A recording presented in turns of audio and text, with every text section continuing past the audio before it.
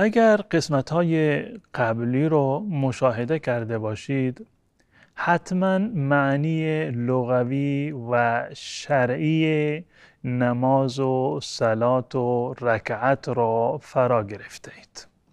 در این جلسه میپردازیم به تعداد رکعت‌هایی که در نمازهای فرض در 24 ساعت ما باید بخوانیم.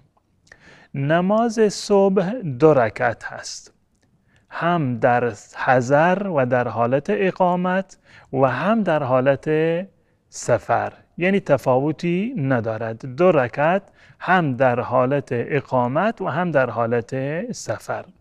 نماز ظهر 4 رکعت هست برای مقیم در حالت اقامت و 2 رکعت در حالت سفر. نماز عصر هم برای مقیم 4 رکعت است و برای مسافر 2 رکعت. نماز مغرب 3 رکعت هست، هم برای مقیم و هم برای مسافر، یعنی در حالت اقامت و سفر هیچ گونه تفاوتی ندارد. نماز عشا در حالت اقامت 4 رکعت هست و در حالت سفر 2 رکعت هست. به تعبیر دیگر نمازهای ظهر و عصر و عشا، این 3 نماز در حالت اقامت 4 رکعتند و در حالت سفر نصف می شوند، به تعبیر عامیانه شکسته خوانده می شوند.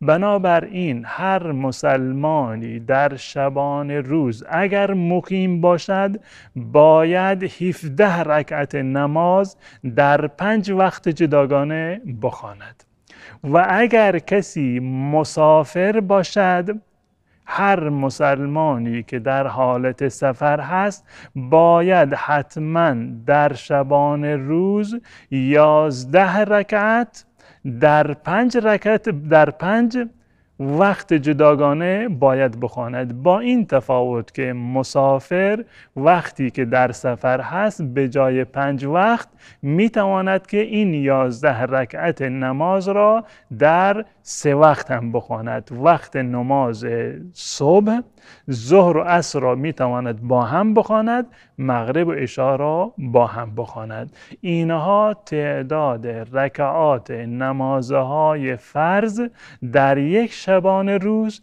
برای مقیم و مسافر هستند.